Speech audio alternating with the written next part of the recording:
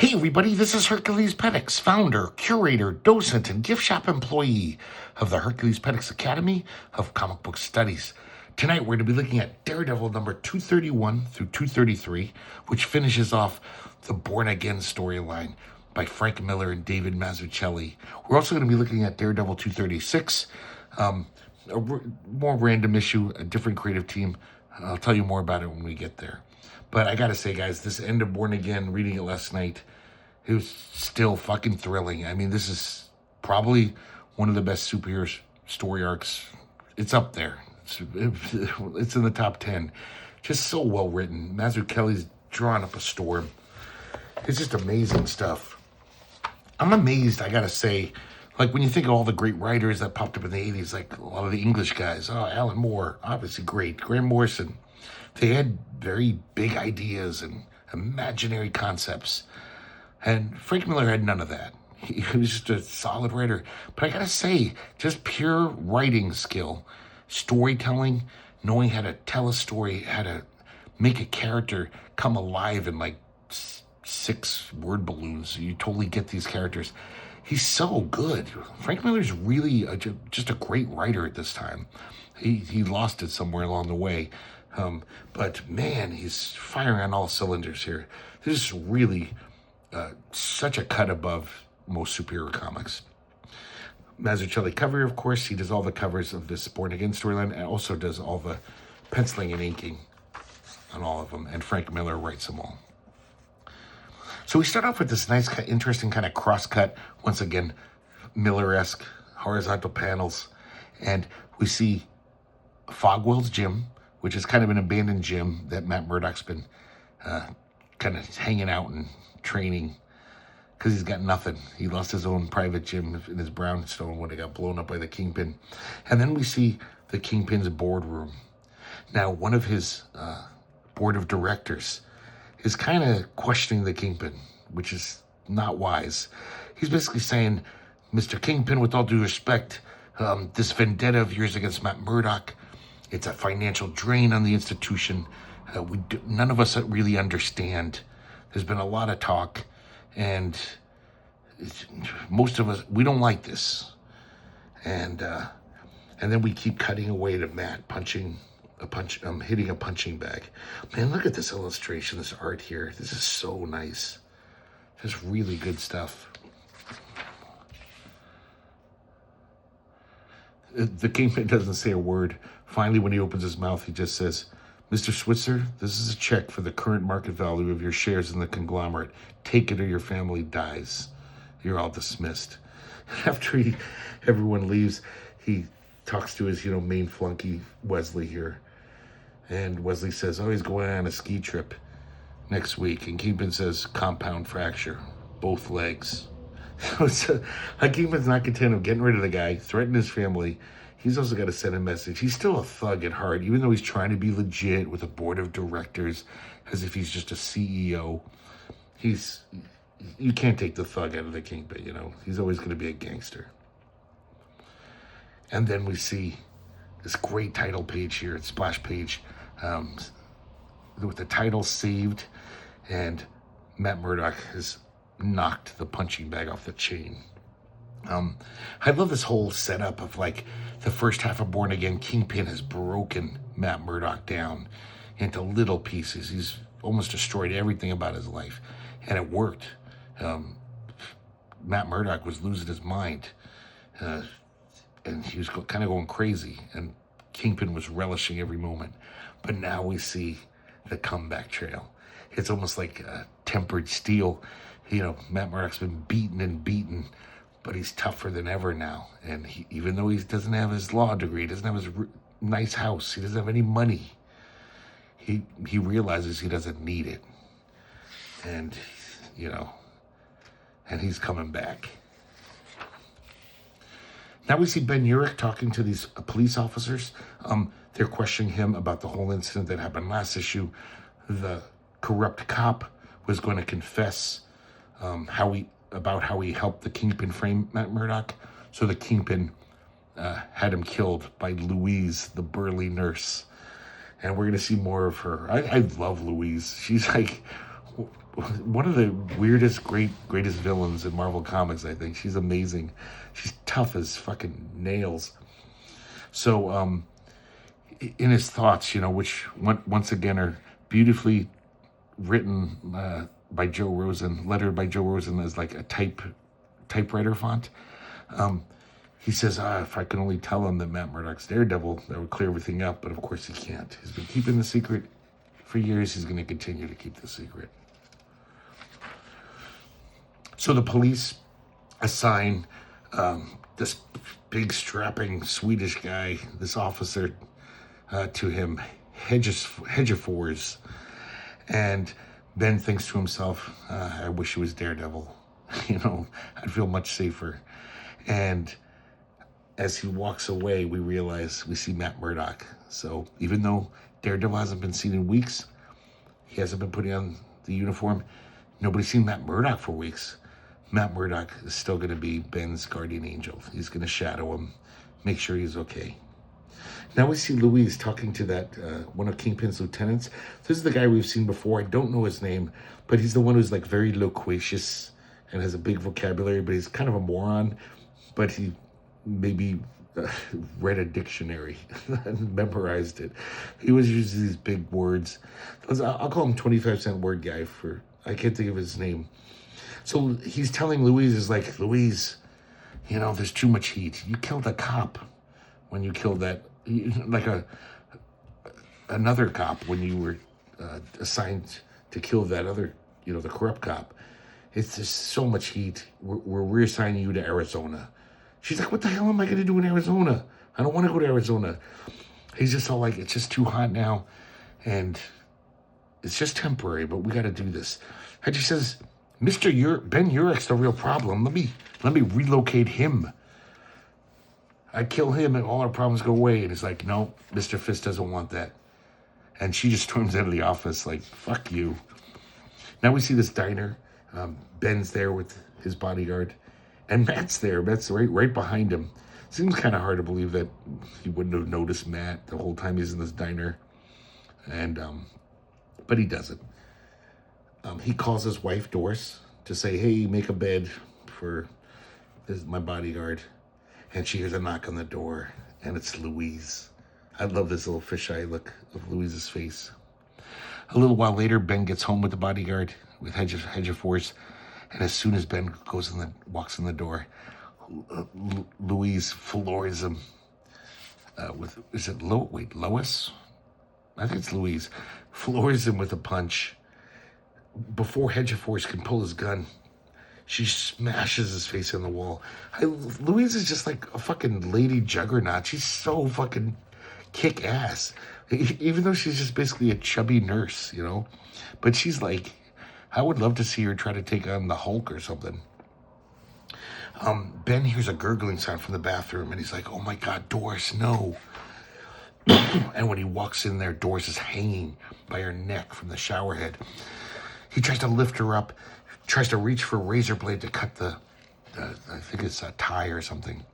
Meanwhile, Louise is beating the shit out of Hedgefords. He doesn't have a chance. And then we see a blue-jacketed arm come out of nowhere and knock Louise on her ass. Chud is the sound effect. And that's the jacket Matt's been wearing the whole time. We know it's Matt. Here we go. And Matt takes her down easy peasy, pretty quick. Ben cuts down his wife. Look at this amazing tribute to Klaus Janson here. This is very Klaus Janson. Really great. We see that throughout these issues. Mazzuchelli keeps trying different stuff. He's got the style. Most of it is that style that would be Batman Year One in a year or two. And just that nice, gritty, film noir type crime style. But throughout this, we'll see panels that are just like, I want to try this art style, When Ben comes out of the bathroom, he sees Louise is on the floor with her hands cuffed. And he just knows, he says, it sinks in, Matt, you're alive. He knows it was Matt. Right then he gets a call from Melvin Potter, the gladiator. He's calling from his costume shop. He's like, Mr. Urich, I need to talk to you right now, immediately. It's about Daredevil. And Ben's just like, I can't talk right now. I have a lot on my plate. I'll talk to you tomorrow. He's like, no, don't hang up. It's important. But he does. Matt's outside the door he hears the whole thing. I love this panel of Matt running on the rooftops from like a worm's eye view. Now we see the Kingpin's, just his power, his influence. He goes to the local criminal mental institution. It's like a mental prison institution, like prison. This guy's a total psychopath who's killed like a bunch of families with a knife. Just a raging psycho. And Kingpin has bribed the head of doctors, basically. It's like he's going shopping. He's like, hey, I need a psychopath. Give me one of these guys. And he's like, yes, sir. So they arrange for this guy's release. We'll find out why. So now Matt Murdock is listening through the skylight of Melvin Potter's costume shop. He's talking to Betsy, his girlfriend. Used to be a social worker, but now they're actually kind of linked. And he's saying, I don't know what to do, Betsy. I know these guys mean harm to Daredevil. They want me to make a Daredevil costume. And I know they're up to no good. Daredevil's been such a good friend to me. I don't know what to do. But he says they're going to kill you. And kill me if I don't do it. I don't know what to do. And right then, we hear a voice, Melvin. And we see a silhouette. It's Matt, obviously. He says, make the costume. No one will be hurt. And Melvin says, pleasure to hear your voice, Daredevil. Now we see Foggy. Foggy's been kind of taking care of Karen Page, giving her a place to stay. She's just totally in withdrawal. She's puking up her guts every minute. And look at her, man. That's a junkie's face. I mean, she's bad. So she looks out the window of Foggy's apartment, and she sees Paolo. If you remember, Paolo's he's another psychopath, the one who got her from Central America to the States. Of course, she had to do a lot of favors for him, which she's not proud of. And then it turned out he was a real psycho. He didn't want to let her go. You know, once they got to New York, he's like, no, you're mine. You're my property. So that's last issue we saw how Foggy helped her get away from him. So she's like, oh my God, it's Paolo. He'll kill us both. He's like, don't worry, I'm going to call the police. I'm sorry, Foggy says that. Meanwhile, we see that 25-cent word guy. He's basically driving the psychopath around, that Kingpin freed. Gives him the outfit and gives him his instructions. He says, put on this costume, and I'm going to leave you outside this apartment. You're going to climb up to the roof, through the fire escapes. You're going to descend down to this apartment 5B and kill this guy, Foggy Nelson, whoever is with him. Of course, Matt's right on top of the roof. Matt is like everywhere in this comic. He's just like tailing everyone. He's like omniscient. So he knows the plan. Now we see the cops show up. And Paolo, man, he's such a character. He's such a great villain. He just seems like a sleazy, crazy freak. But the cops show up. He's not scared. He doesn't run. He just pulls out a shotgun and kills these two cops. And then he fires into Foggy Nelson's window. Now the Kingpin goons who've been like kind of watching this, casing the joint, if you will, they call in the Kingpin. It's like, we don't know what the fuck's going on. This guy showed up. He killed these cops. And Kingpin's like, stay where you are. If Nelson tries to leave the building, kill him immediately. So Kingpin loves this. It's all going to plan. He doesn't have to alert the media. The cops will be there, and they'll see this doppelganger Daredevil kill Foggy Nelson. And, you know, after destroying Matt Murdock's life, he's now going to destroy Daredevil's reputation.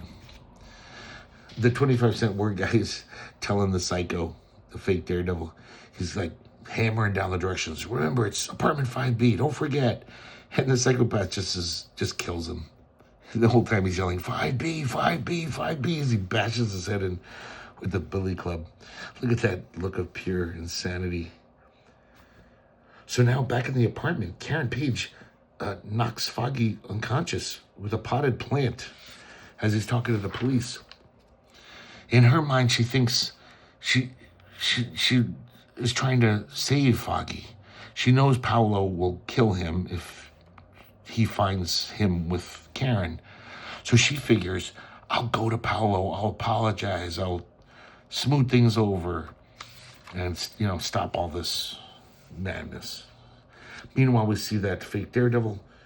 He's trying to get in through the rooftop door, and Matt punches right through the door and starts beating the shit out of him.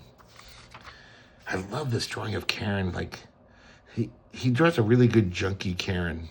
Like, she has this angular, stylized look to her. But we also see that she's still a junkie, because part of her brain is saying, oh yeah, and he'll give me a fix.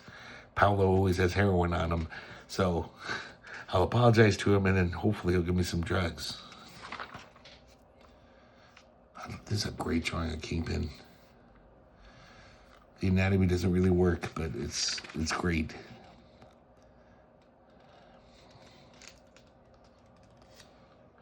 So Paolo grabs Karen's arm. He's hiding in an alley, smashes her face against the wall. She's like, Paolo, we gotta talk.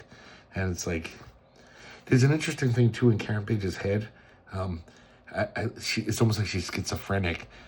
Part of her voice is saying, yeah, I know Paolo will, forgive me if I just talk to him. And then the other half of her brain is saying, what the fuck are you thinking, you stupid junkie? No, he's not. He's going to kill you. You're a stupid fucking junkie. And then she fluctuates back and forth as if like there's a still rational part of her brain that's like, no, you just really want to fix deep down. So you're rationalizing it. So now the Kingpin's men join the fray. They're like, we're taking out this Paolo guy. He's a wild card. They shoot him in the arm. He grabs Karen and runs. Here's some of that like Gene Colan looking stuff going on throughout this Born Again storyline. Mazzuchelli every now and then throws out a very Gene Colan-like panel. Oh, it's almost like he's trying to pay tribute to all the great Daredevil artists. There's some Klaus Janson here. Definitely some Frank Miller in his panel layouts. And, a bunch of Gene Colan panels pop up here and there. So now we watch Daredevil in this fake Daredevil fight. I'm sorry, Matt Murdock and this doppelganger Daredevil.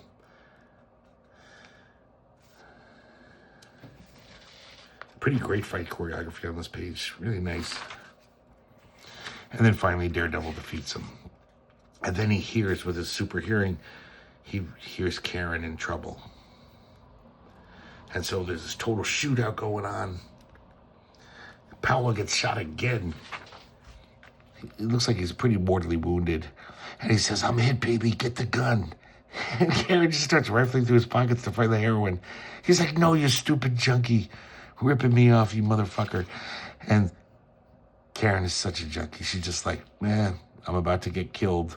I might as well go out high. And this Kingpin goon is about to shoot her. Paolo pulls his gun and says, I'm going to take you with me. So she's about to die twice over. And the last thing she thinks is, she thinks it's the last thing she's ever going to think. She says, I love you, Matt. Matt's on the rooftop. He kicks this side of this roof to knock an icicle. And it goes right into Paolo's arm. It seems like even with his amazing heightened senses, this seems just like a pretty hard to pull off. He takes his bully club, knocks out Kingpin's goon. We see a close-up of the needle falling on the ground. And Karen is saved. And she breaks down crying in Matt's arms. So finally, she's crossed a continent to find Matt, and she has. So now we see Ben Urich's reportage of this whole incident. And he's not scared to just be like, this is the Kingpin's work, guys. What the hell is the Kingpin up to? He's not backing down. That's pretty Klaus Janson-y too. Okay, number 232, God and Country. Pretty nice design there. So now we're introduced to this character, Nuke. And I'm pretty sure this is the first appearance of Nuke. Frank Miller created him. He's a super soldier. but he's a total covert, like CIA operative. He's the guy they send to like third world countries when we want to, knock off a left-wing popularly elected leader, or we want to prop up a right-wing military dictatorship. He does all the dirty work. He's a raging nut job. As you can see, he has a flag on his face. He's in his mind.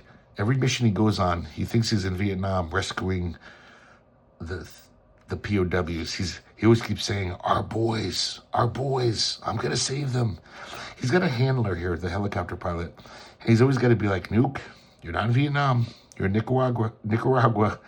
Settle down, get your head on straight. But he's totally delusional.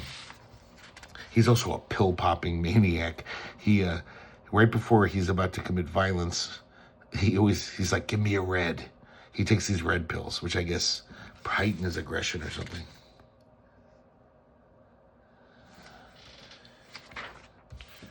So they just drop Nuke as if he's some kind of missile. They drop him into this Sandinista military compound in Nicaragua, and he's just a one-man army corps. He just basically decimates like hundreds of soldiers with his super gun. It's got missiles on it, hand grenades, launchers. I like this, how he's just consumed by this red, rage, and then the panel just turns red. It's just like he can't even see anything. He just sees blood. Whenever he's done with the mission, he's like, give me a white. So I guess whites bring him down, So he says, hey, we got his handler says, we got new orders. You're actually getting shipped stateside. In fact, you're going to New York City. The general, the orders come straight from this general. And now we see, once again, Kingpin's influence. Kingpin has got this dirt on this general. He's actually convinced this general to loan him Nuke. This, basically well-kept secret of the CIA. This dialogue within Kingpin's head is really interesting. We see that the tables are slowly turning. Even though he's destroyed Matt Murdock, he's taken so much away from him. He realizes that Matt Murdock just won't go down, and he's starting to fear him. He's starting to feel fear of Matt Murdock. Even though he's got everything, he's got all the money, all the power and influence, sitting pretty, but just Matt's resilience that he just won't fall. He's starting to get scared and worried. Now we see Matt and Karen in his little hovel-like apartment, and he's helping her kick junk.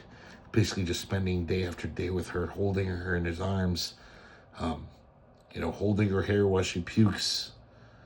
And she finally admits to Matt. She says, I was the one who sold you out.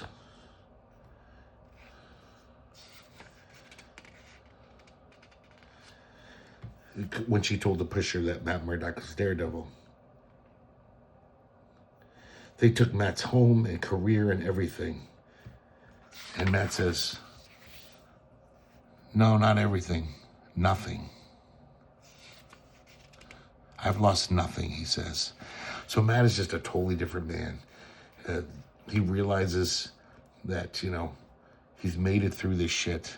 And it's almost like he's been purified, almost like Zen, like he doesn't need all that shit. He's just this pure guy who just lives for the day. And, he's doing the right thing, and that's all that matters. And he's got Karen, and he's in love with Karen still.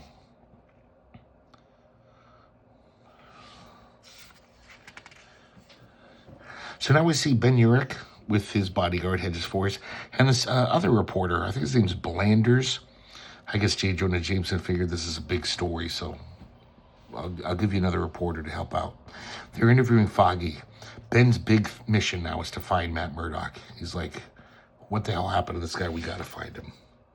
Of course, Foggy has no idea. But he does, tell him that he knows that Matt's innocent of all charges, but also that last time he talked to Matt, he seemed kind of insane, like he was losing his shit. I like this silhouette panel here. Very interesting.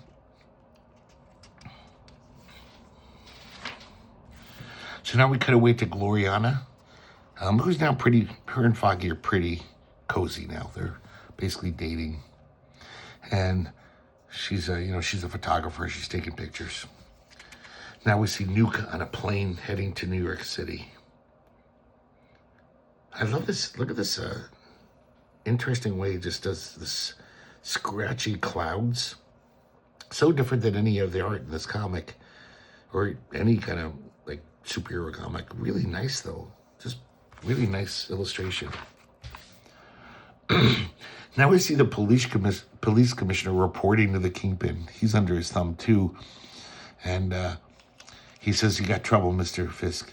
Louise the nurse." Oh, I'm sorry, it's Lois. It is Lois. Lois the nurse. She's been talking ever since they arrested her. She's gonna turn state's evidence on you.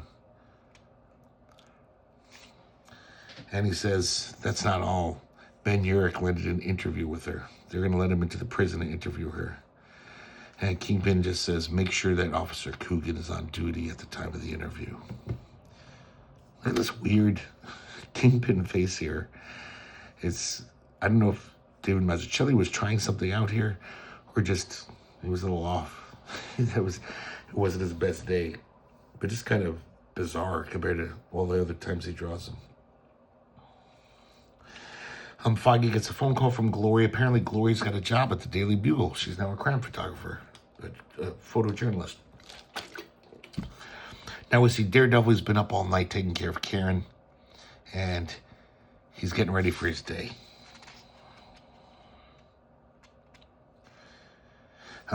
We see Karen's thoughts as she lays in bed.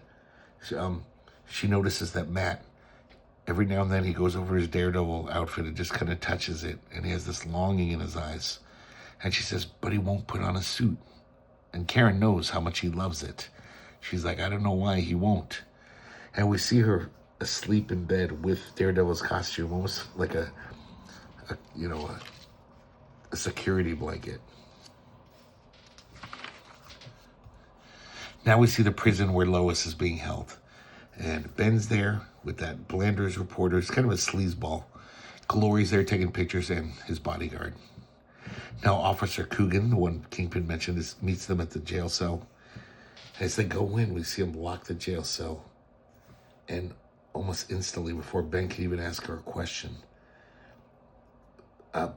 Blanders pulls a gun. And Coogan pulls his gun. Turns out Blanders is also on the Kingpin's payroll. Blanders shoots Lois right in the head. Coogan shoots Hedges first. Hedges first shoots him back. And then Blanders is about to blow Hedgefor's brains out. And Ben finally gets his gumption up. And actually, it's rare that Ben's like a heroic guy, but he leaps and grabs Blanders' gun. The whole time, look how like Glory's a total natural. The whole time she's taking pictures. It's not like she's like, But to be honest, part of this is weird because like she could be helping Ben subdue this guy. I know she's not a great fighter, but she could like try to grab his arm or something. But no, she's taking pictures, which I guess that's what a good photojournalist does. So Ben knocks this guy to the ground, and then he grabs the gun and bashes his head in with the butt of the gun. And look at Ben. He's feeling the bloodlust. He looks crazed there. And you can see Glory's just like, oh my God, he's losing it. So now we see Kingpin is meeting Nuke for the first time. And Kingpin is just such a master manipulator. He's totally, he's lying to Nuke. He's like, I'm a great American. I feel about America the same way you do, Nuke. I'm a patriot. But there's some people who don't love America as much as me. They want to bring me down. And I understand everything you're fighting for. And I'm hoping for your help. I love that shadowy drawing of the Kingpin there. He even clutches the flag affectionately, just like a certain president of ours. a certain president, or there's only one president. And so he basically tells him, yeah, your main enemy is this guy Daredevil. He lives in Hell's Kitchen. Or Matt Murdock. He's the greatest enemy of America. You gotta take him down. Look how Kingpin even remade his whole office. He's a giant flag, all these like Revolutionary War guns. So basically he sicks Nuke on Matt Murdock. Now we see Hell's Kitchen. Matt Murdock's got a job as a hash cook at a small diner. And once again, Ben Urich and Gloriana are there. And they don't see Matt at all.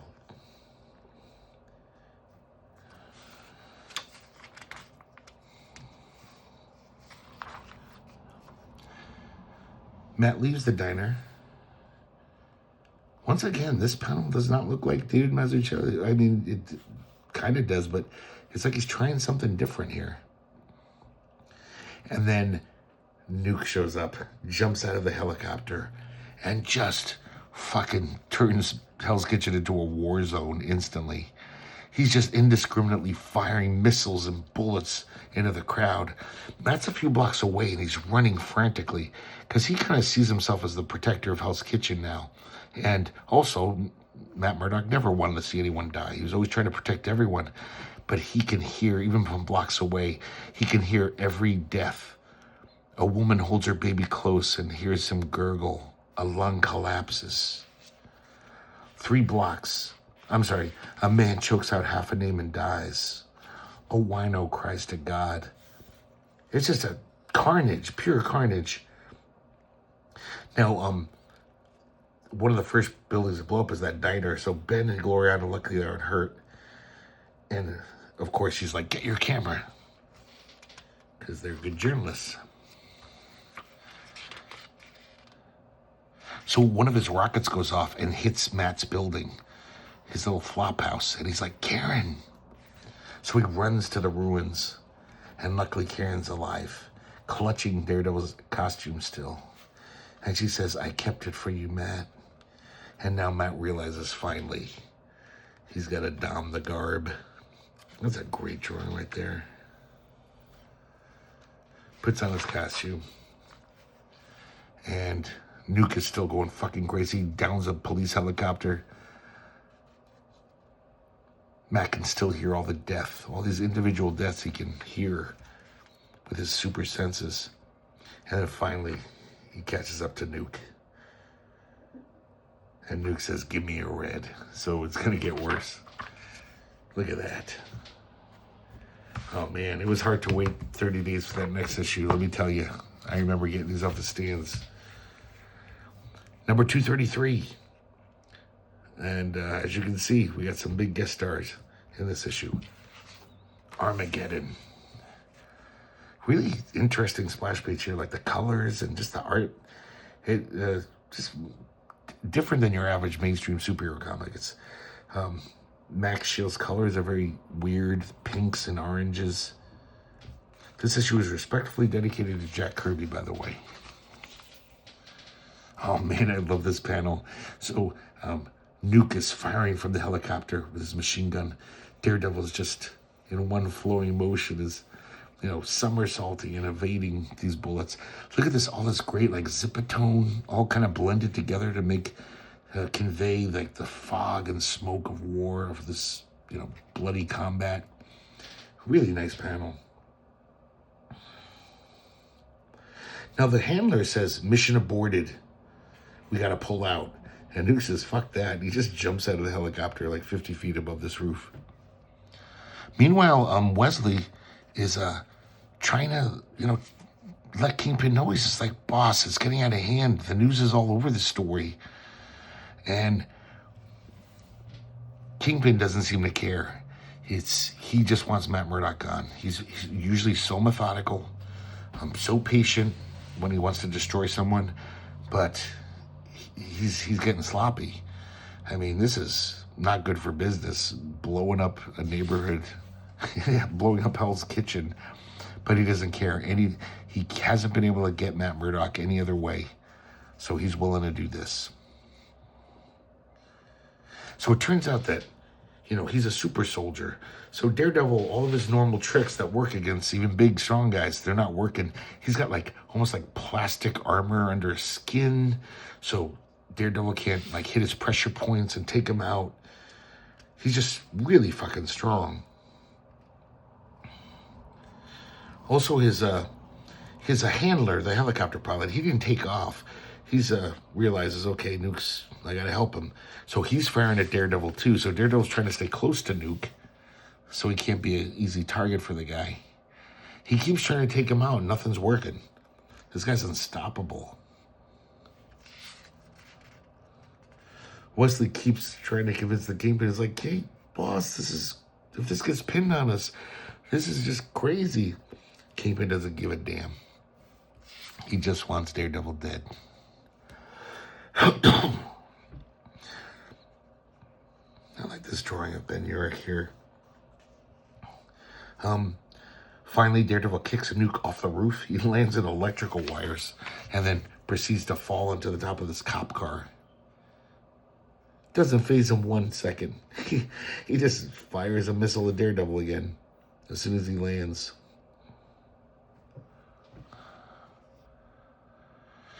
Ben Urich, of course, we see his narration. He's reporting. He's like, God, he is the man without fear.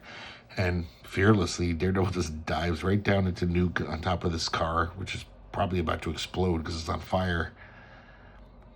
And Glory's a little too good at her job. Ben's like, the car's about to blow. Stop taking pictures. And he just hustles her out of there in time.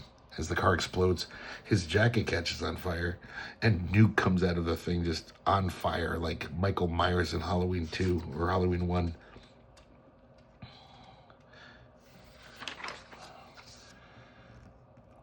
The helicopter pilot, all of a sudden looking like he's drawn by Gene Colan, he just starts firing indiscriminately, totally clips Gloriana, and Daredevil's had enough. Daredevil, who doesn't like to use guns often, he did that one time against the Punisher. He uses Nuke's super-powered rifle and takes out the helicopter, probably uses a missile or something. And then we see Ben Urich's narration. Out of nowhere they appear, a soldier with a voice that could command a god, and does. We see Thor. Well, of course, Captain America. We see Thor. I love how Thor looks here, just in silhouette. He's summoning the rains to put out the fires. Now Daredevil's finally got Nuke on the ropes. He's like, the Kingpin, he sent you. Say it, just say it. And poor Nuke is just a nut job. He's just like, give me a white pill. And then Iron Man shows up. He says, Daredevil, that man is ours on federal authority. Stand back.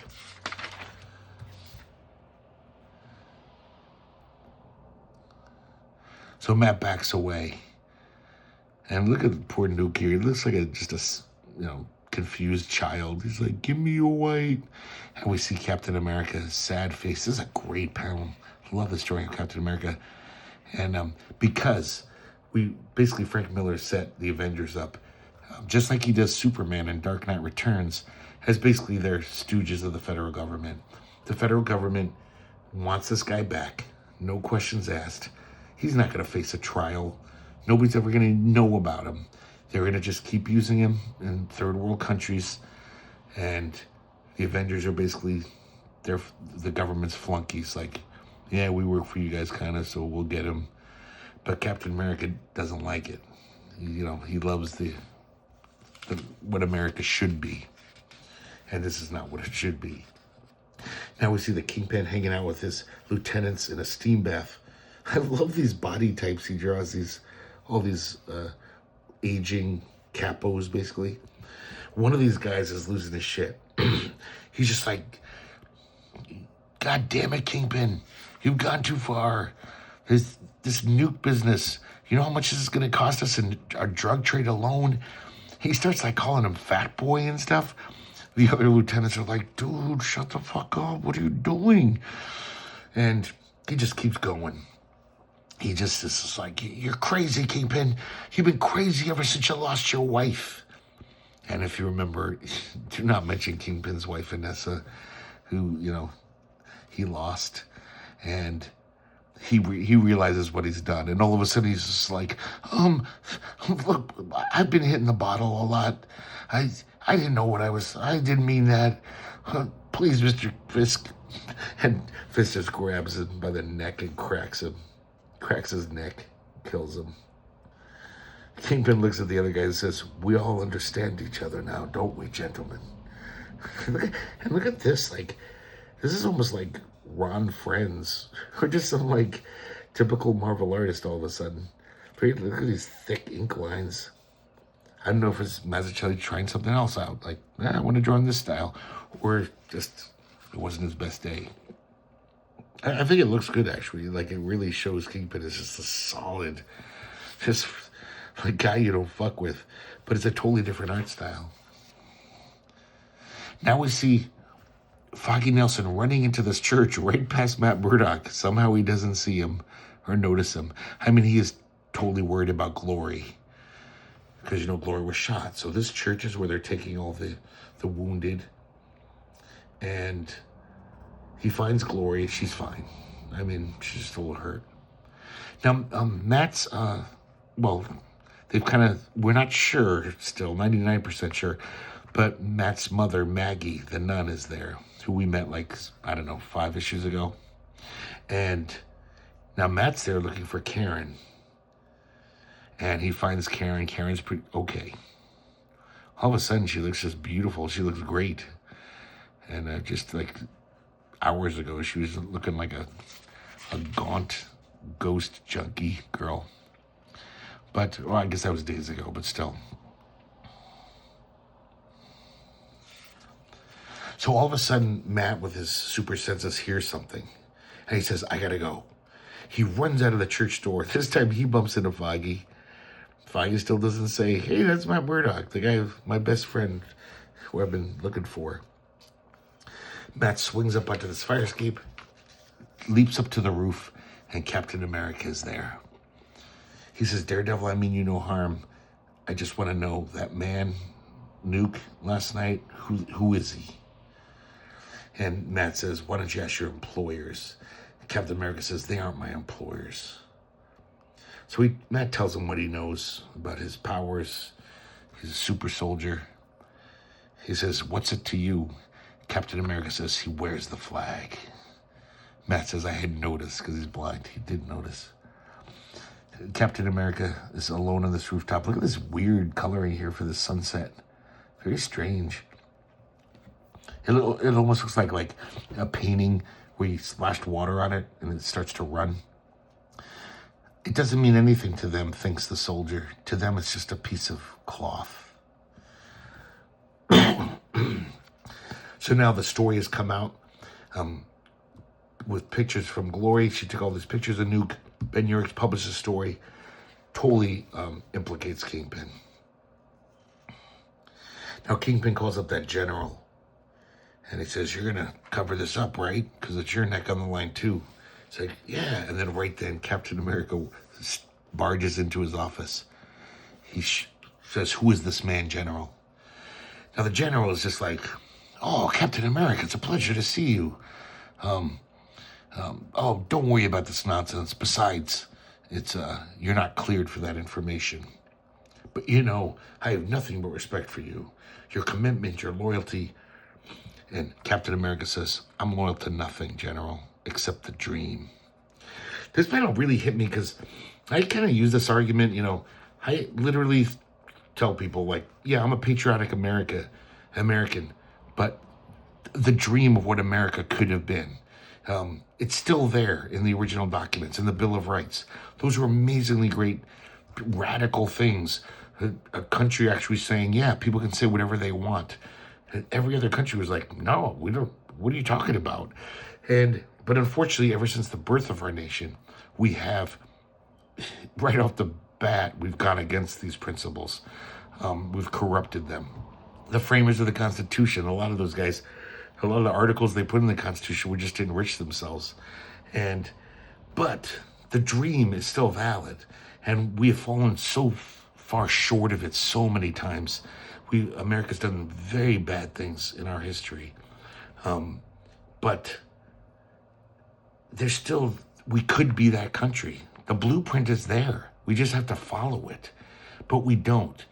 So it's just that panel hit me really hard. I'll get off my soapbox, but I love that line. So now we see the diner where Matt works. It's been totally destroyed. The insurance company won't cough up. Matt and Karen go to visit them, and Matt basically says, I'm going to take care of this. I'm going to figure out a way to get them their money. Meanwhile, Captain America, he's not leaving. He's not letting this go. So when this security guard is ushering him out, Captain America just gives him a little tap and knocks him out. I guess a few floors above, Nuke's there. And just, as I said, he's facing no repercussions. They're like, oh, Nuke, you did nothing wrong, but, we got to reassign you. You can't be in America anymore. We're going to send you to another third world country where you can do your craft, you use your skill set. And he's like, I don't want to go. This is my country. And they're trying to convince him, but he doesn't want to go. Meanwhile, Captain America's knocked out some other guys so he could access these computer files, and he finds out all about Nuke. Nuke basically is the product of Project Rebirth, which is kind of a continuation of Captain America's original, origin, the super soldier formula. And a lot of guys died, guinea pigs, good soldiers, but the one who it worked on was Nuke. Now we cut back to Nuke. He starts freaking out. They try to trank him.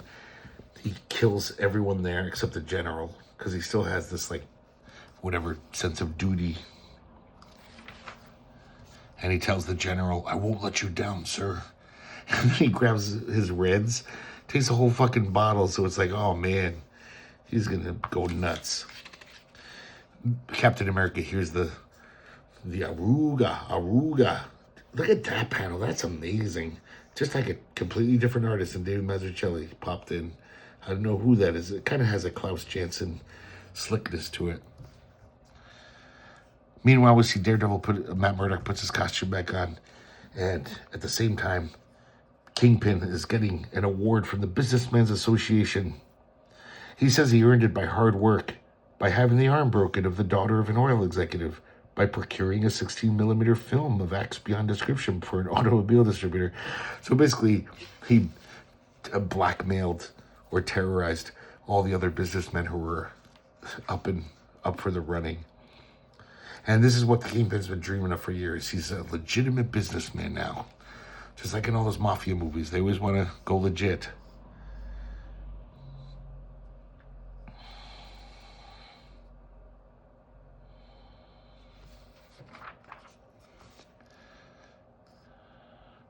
And then right then Wesley is a main dude. He whispers in his ear, he says, there's something about Nuke. So he hears about what's going on here. Nuke is just plowing through these soldiers. It's like a bowling ball through 10 pins. And then Captain America shows up. He just whams them against this wall, right through the wall.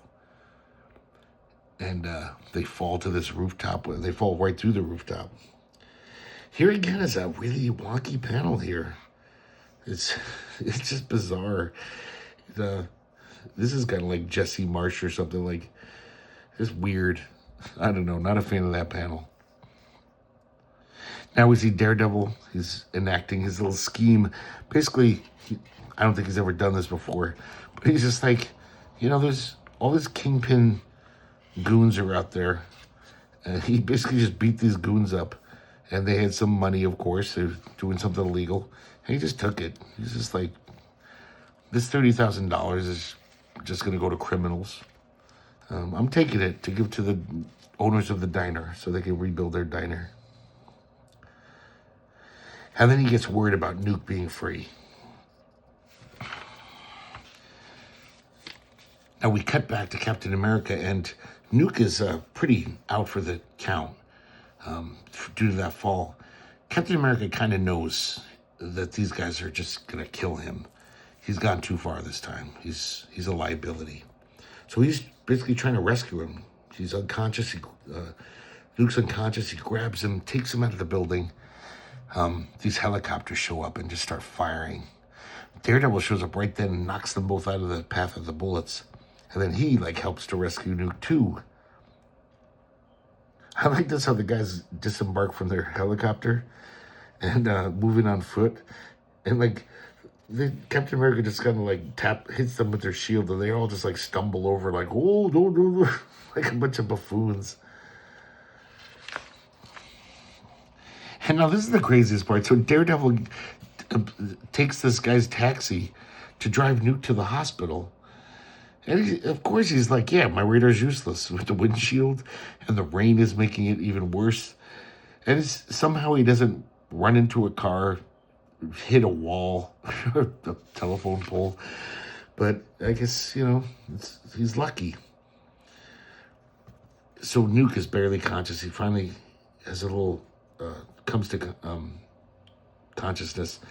He says, mission status. And Daredevil says, you're going home, Sergeant. And Daredevil's thinking, I got to get him to a hospital. And we see Nuke just go silent. And Daredevil thinks, no hospital. Because, of course, he can hear his last heartbeat. So he finally stops the taxi, thank God. Meanwhile, Captain America is in this helicopter. Here's the thing, even though Captain America is kind of actually fighting the government here, he's so respected by everyone in the military. He's a living legend that, he could just tell the soldier, give me a ride in your helicopter. Yes, sir, Captain America. So he's following, the progress of Nuke. And Kingpin gets word from one of his flunkies that Daredevil has Nuke, and he's heading towards the Daily Bugle. And Captain America's heading there. In fact, he slugs that flunky who's talking on this video walkie-talkie. And now we see inside, Daredevil just deposits the body of Nuke on Ben Urich's desk. So the whole story now, they've got proof, evidence.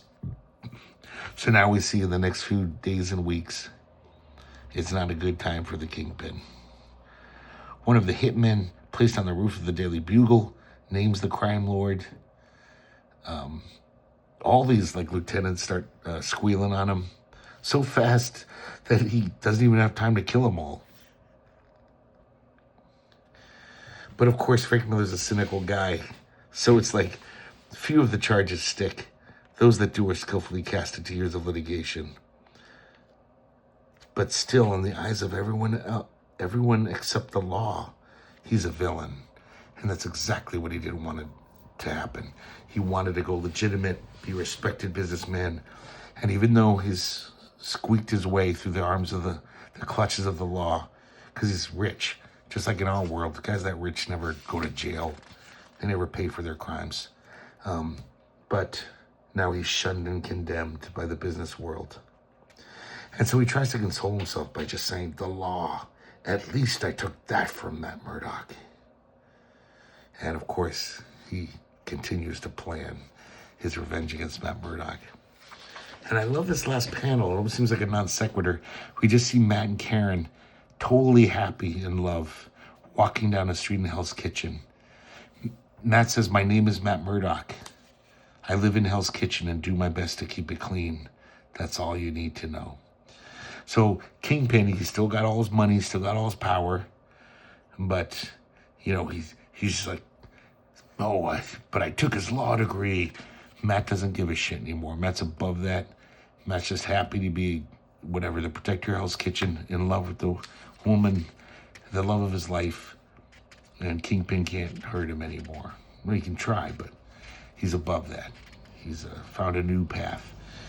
So this is a great way to end this series. It's just I just love the whole story arc of Matt being just torn down to pieces and then just coming out of it. It's almost like what's that guy's name? Joseph Campbell, who writes about the hero of 1,000 faces.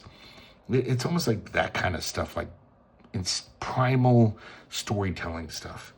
about heroes and stuff, where just their innate goodness will see them through. So now, guys, 3 issues later, 236 of Daredevil. Now, I've told you this before. I collected Daredevil for over a decade, from the time I was like 12, I think. 159, I think, was my first issue, 160.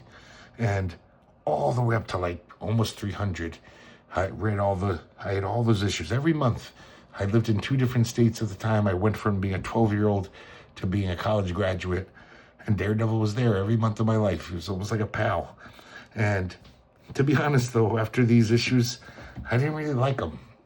It was the Ann Nocenti years and John Romita Jr. I bought them every month. I know people love those issues now. I just never really dug them. I did respect that Ann Nocenti was trying to do something different. She was adding a more realistic and also like a more, I don't know, poetic writing even. Like almost like it was Vertigo type writing or something. But I just never thought it was that good. And so this is the one issue I've saved from that era, from post Born Again. And you'll see why in a second. But this cover is interesting. I didn't even realize this. This is Walt Simonson, inked by Bill Sienkiewicz, which I don't think I've ever seen that combination before. And this border, by the way, is by John Romita. It was the 25th anniversary of Marvel. Every comic published that month had this border and just a headshot of the hero. So it's kind of a boring drawing. It's not that spectacular. It's just like, yeah, there's Daredevil's face. Pretty well drawn. But I would like to see Walt Simonson inked by Bill Sienkiewicz on something more elaborate. That sounds like it's an interesting combo. So, guys, this is why I kept this issue. You could probably tell already. Pencils by Barry Windsor-Smith.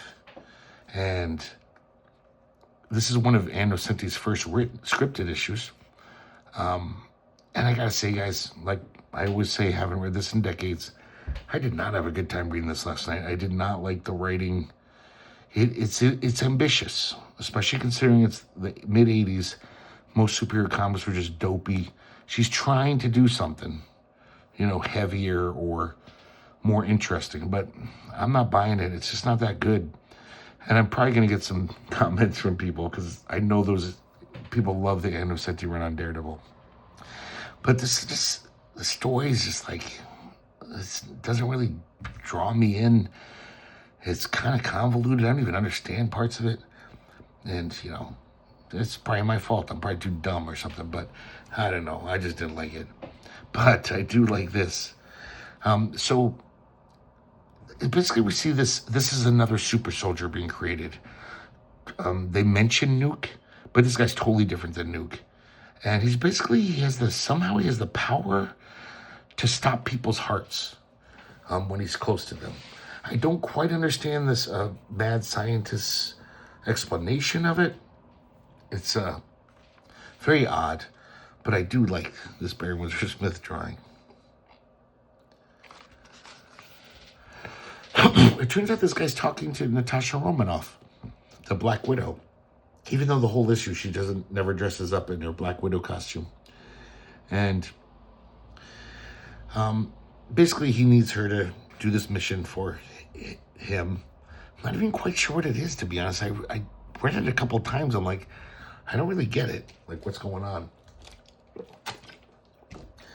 And let me just see something real quick.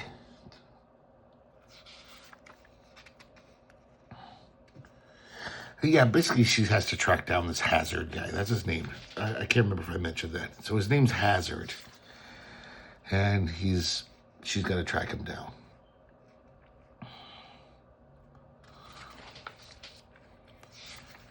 So she heads off to do just that.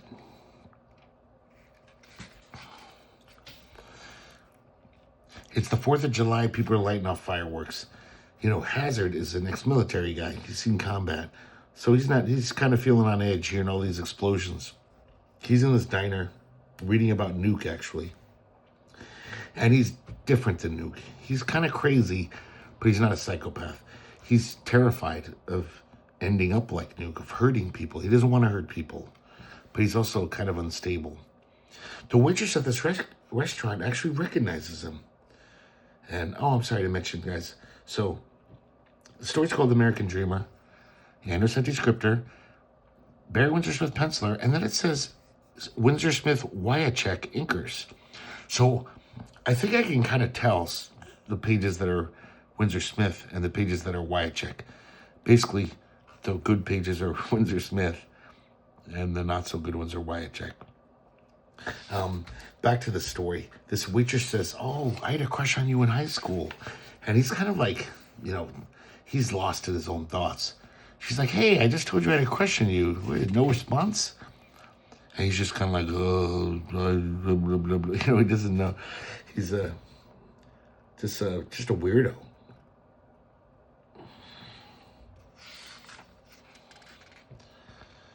And then something she says sets him off, something about his mom. His mom. And he starts getting agitated.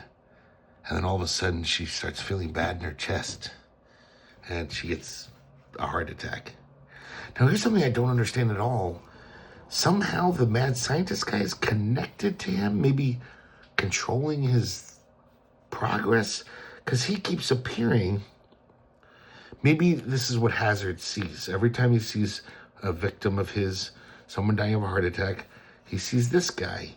I don't understand why, actually. Outside, he sees this guy who's selling fireworks. He gives him a heart attack, too. Inadvertent, doesn't want to, but it's just he can't control his powers. Daredevil hears this. Something's going on. And I'm pretty sure we're getting into the Wyachek inks. This is not nearly as good as the first few pages.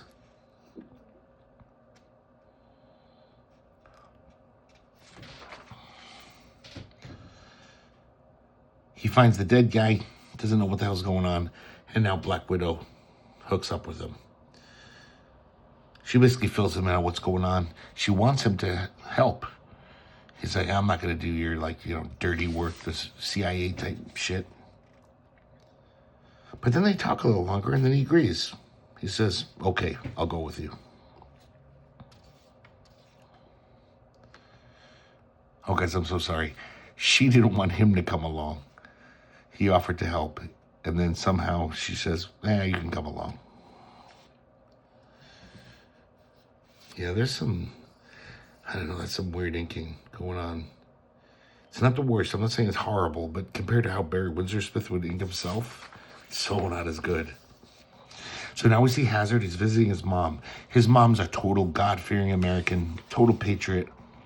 Very proud of her son for being a military hero. I guess she's been looking after her grandson. I think her sister died. I'm sorry, her daughter died, and she's raising the grandson. This little kid, Tommy, he idolizes Hazard. He's like, I want to be just like you when I grow up. I want to be a hero. And then once again, he starts seeing this mad scientist. And I don't know, he gets agitated. And he kills his mom. Gives his mom a heart attack. I would guess this is Barry Windsor-Smith thinking here. But of course, I'm not that great at identifying art, but it looks better than those other pages. This looks like Barry Windsor-Smith too, as does this. Inks, of course.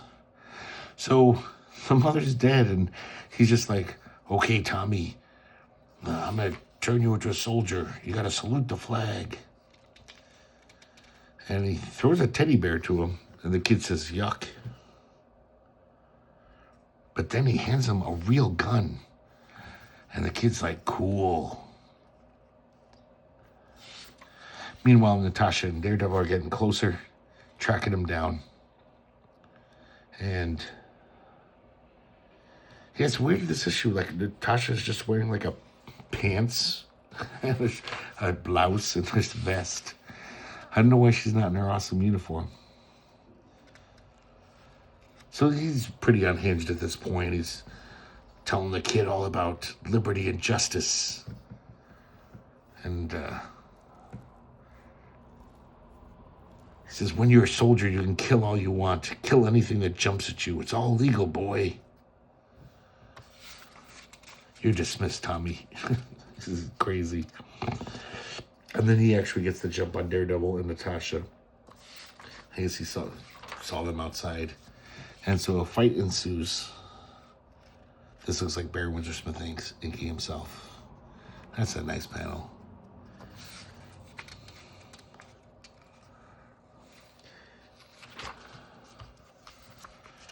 Now this page is so obviously Wyatt. Look at how much worse this is. This is some really shoddy work. This is almost like pre-Rob Liefeld inking. This crazy, dumb cross-hatching. And I think this is Barry Windsor-Smith inking now. It's so much better than this page.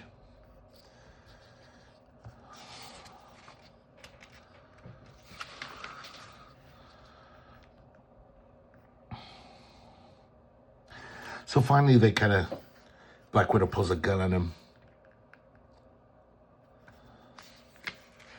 He says, I just want to go home to some land and a wife.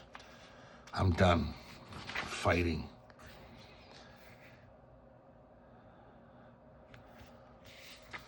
He says, go ahead, pull the trigger. Then he says, it's kind of like everything gets, like kind of quiet and sad. He says, I want to show you a picture of my wife. She's beautiful. And when he shows it to her, it's just an ad from a home insurance company that he delusionally thinks is his wife. This looks like Wyatt again. And then he just says, do it, keep the gun pointed at me. And then he reaches for the trigger and pulls it. And she's like, no, don't. And then she says, ouch. And, he kills himself. And then Black Widow says this really corny thing, which Anna said he did a lot of this. Daredevil says, what will you tell your bosses? She says, tell them about what I don't know anything. I'm sorry, about what I don't know anything. Today the fireworks went off. That's all I know. I'll tell them I saw the fireworks and they were intense. Over the Statue of Liberty, over all the rooftops, bombs bursting in air. I saw them burn too hot, too fast, then disappear. For Independence Day, for all the boys who... And Daredevil interrupts her. Let's go home, Natasha. And then we showed little Tommy abandoned his apartment. His uncle's dead, his grandmother's dead. And he's got that real gun, though. And he's aiming it at people going, kapow, pow. I'm sorry, guys. I am not buying it. Even though this last page looks like Barry Windsor-Smith thinking himself, too. This is way better. But I really want her to go back to her bosses and say this. And they'll be like, why are you reciting shitty poetry to us? Just tell us what happened. It's not my cup of tea. I don't know. When I was younger, maybe I thought it was a little better. Because it's true. Anna Santi was trying to do something different, which I give her props for. But I just never really liked it, and I still don't. At least this one issue. So I don't know. So I gotta say, I'm declaring this right now. I'm kicking this out of the Academy, even though I showed it off. I'm glad I showed it off, because one day I might regret it, and I can always look at this video and say, there's that Barry Windsor-Smith art. I maybe wish I still had that issue. But I never want to read this comic again. It was kind of annoying. It does have some nice art, but there's better Barry Windsor-Smith art out there. So, yeah. Let's amend this video. Thanks for watching. You've been watching Daredevil number 231 through 233. And the end of the Born Again saga. I gotta say, guys, not to repeat myself, but I am one of the best superhero comics ever made. These are outstanding, I think, and just great stuff. So buy it in the collection, buy it any way you can. I guarantee you, it's a good read at least. It's fun as hell. So thanks for watching, and I hope to see you next time here at the Herculespetix Academy of Comic Book Studies.